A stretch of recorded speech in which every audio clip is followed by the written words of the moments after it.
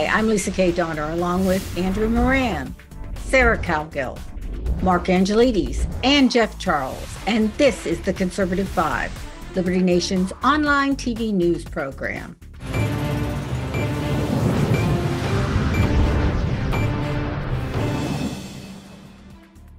You've got to love this. Hollywood is now prefacing all movie premieres of the woke kind with a warning label.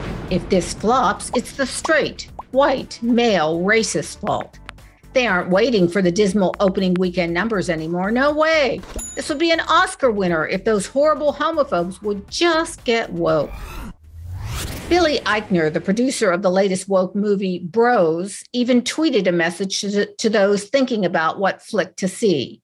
Quote, "Everyone who isn't a homophobic weirdo should go see Bros tonight. You'll have a blast. Andrew." I know you mainly watch the classics. Mark, you're a Liberty Nation's movie connoisseur, so can we bully you into go seeing Bros? It would take all five of you. Really, in terms of being a movie connoisseur, I got to be fair, I don't watch really anything made within the last 20 years. But let's give Billy Eichner, let's give him a chance here. I think that a rom-com, Billy Eichner is the guy behind Bros, by the way, writer and actor in it. I think a gay rom-com could work, but it would have to fulfill a number of factors first. The primary being, don't insult your potential audience. I mean, that's really the key one. Yeah, well, this guy's put out all these messages, and I've got the documents, if you don't mind me going a little Alex Jones for a moment here. But he wrote, and this is really the worst marketing campaign you could ever do for anything. And I quote here, F Trump, F his whole family, F anyone that chose to work with him, and F every single Trump voter. The rest of us need to make sure this never happens again. We've been warned. And guess what? I'm still with her, you misogynistic American dummies. So that's 74 million people that he's asked not to turn up to his show, right? Pretty much. You know, you can do the math yourself. You're kind of whittling this down. But the second reason is that it needs to be a good film for it to make any impact. Now, he's saying that Mr. Eichen, Billy Eichen, he's saying that people aren't watching it because of their attitudes. Now, Brokeback Mountain, I haven't seen it, but it did incredibly well at the box office.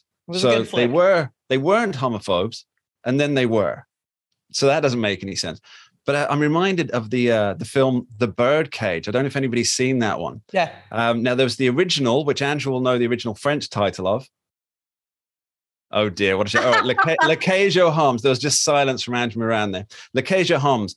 And it was such a good movie that they remade it for the American audience. And it did extremely well. And it's still very beloved today. And it's about a gay couple. So it's not as though the American market doesn't want these kind of films or won't watch these kind of films. It seems to me that, you know, I will do a movie reference for you. I recently watched The Hustler with Paul Newman, which is a great movie. It's a great movie. But I think the show was stolen in that movie by the George C. Scott character. I think it was Burt Roberts or something, Burt something or other. And he said to Paul Newman, the Fast Eddie character, he said, "You're a loser. You were just looking for a way to fail." And that kind of brings me to the second point. Eichner, he's likely responsible for his movie's failure. He has this track record of telling his audiences not to enjoy his production. And so maybe he's just a loser looking for a way to fail before he's even begun. If I just may interrupt quickly there, the real star of that film was Jackie Gleason. Okay, that's Minnesota Fats. Minnesota Fats. It's a good term. But okay, George C. Scott. I do want to point out that there was a film. I'm going to say 90s. It's been a while, and it was called Philadelphia. And even though they were straight actors playing gay actors with AIDS, nobody was homophobic about that. So I don't understand why people are just throwing that label on it just because they can't sell their crappy movie. Wasn't Matthew McConaughey in that? Or maybe I have that wrong. It was Antonio Banderas and Tom Hanks. All right. That movie was powerful. It was excellent. And nobody walked out of there going, "Stupid gay people." I mean, nobody did that. It was great. And there's another movie. I'll give you a hint. 525,600 minutes. Rent. Now, that musical was very popular. The movie was also popular. It got some criticism, but the criticism had nothing to do with LGBTQ. But it's interesting that people like this will point out straight white men. Straight white men, huh? Okay. Would you dare say that to a black man? Because black people don't be doing this LGBTQ stuff. Like we'll watch the movies and stuff like that, but you're not going to bully us into supporting this stuff. So it's not just straight white men, and it's not even homophobia. It sounded like the movie sucks, and this guy is just he just doesn't seem very bright, honestly. Like he just doesn't seem like he has a lot going on in here to be able to insult your audience or to insult a potential audience and then blame them when they don't want to see your stuff. He's got some issues. Jeff, I can guarantee you there are no black homophobic men. No, not at all. Eichner, he also made reference to the LGBTQ. PQRST. You know what I mean? Right. Community. And he says, if they're conservatives who are LGBTQ plus also don't see his film because he considers them, and I quote here, traitors. So, I mean, you're just cutting out the entire audience there. Anybody who might. Am I wrong, or didn't Netflix have a problem with all this woke stuff and that put them in the toilet? Does anybody remember? Yeah, they did a lot of this one Korean movie where the guy's pregnant or something, and that was panned. They're doing a lot of this woke stuff, and lo and behold, they're stock craters. They lose money, and now they're pivoting their business model. So it makes complete sense why that phrase. What is it? You go woke, you go broke.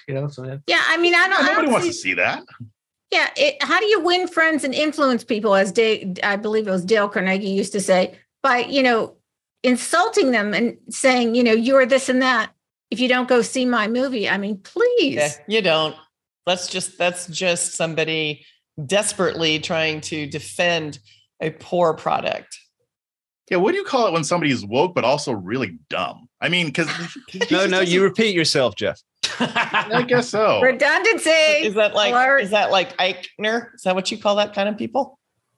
Maybe. But I think we can say that there's pretty much the whole rom-com genre is crap. It's just garbage. I mean, unless it's Clark Gable. A good rom-com, not you're not a straight white male or a straight black male for that matter. We don't watch them unless it's Clark Gable and Claudette Colbert in It Happened One Night, or even Woody Allen, Diane Keaton, and Annie Hall.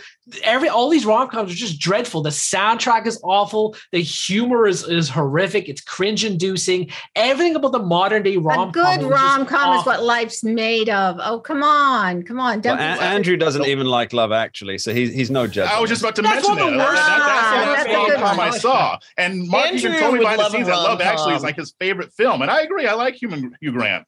Andrew would love a rom-com if he was starring with, Monica Bellucci. Tulsi. Okay, question. Is Wedding Crashers a rom-com?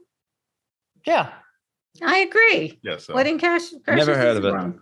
But if I may dive into a little bit of a Hollywood history here, if you remember the 1960s or 50s, when a lot of households had more televisions being installed, Hollywood panicked, and a lot of people at the time said, "Oh, this is the death of Hollywood." What happened? Because everyone was watching, Peter Gunn and Bewitched or The Saint or even that the Fugitive adaptation of Suspense, the old radio series. Perry Mason. Perry Mason. Yeah, and they all said this was the death of Hollywood. But what did Hollywood do? How did they respond? They decided to go bigger. And one example of this was It's a Mad World, and it had all these legendary comedians and actors appear on stage or appear on screen for about 3 or 4 hours. And that a lot of film historians say today that's what single-handedly saved Hollywood. So in today's world, people are not flocking to the set anymore to see things like garbage like Bros. People are going to Hollywood to see other garbage like the superhero movies and and all these dreadful kids movies today. I hate those. Wakanda Forever, Marvel, all this just hot garbage that's out there today.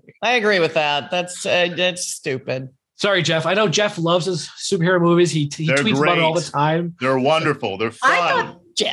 I thought the way Hollywood turned is it went kind of epic. You had Ben-Hur and Moses and Spartacus and which are still even great epic movies. Action movies like Arnold Schwarzenegger movies, that type of thing. Yeah, definitely. Yeah.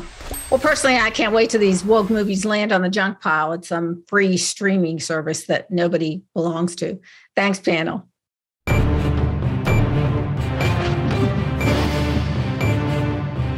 That's it for our Conservative 5 panel today. Check out our other C5 shows and segments on your favorite video platform, YouTube, Vimeo, Rumble, we're on them all. As well, Liberty Nation has its own Roku channel, where you can see all of our TV productions. Thanks for tuning in, and remember, surf on over to libertynation.com. Special thanks to our fantastic editor and post coordinator, Frank Diorio, and our executive producer, Sarah Cowgill. I'm Lisa K. Donner, editor-in-chief. Thanks so much for joining us today. This has been a production of libertynation.com, where truth is making a comeback.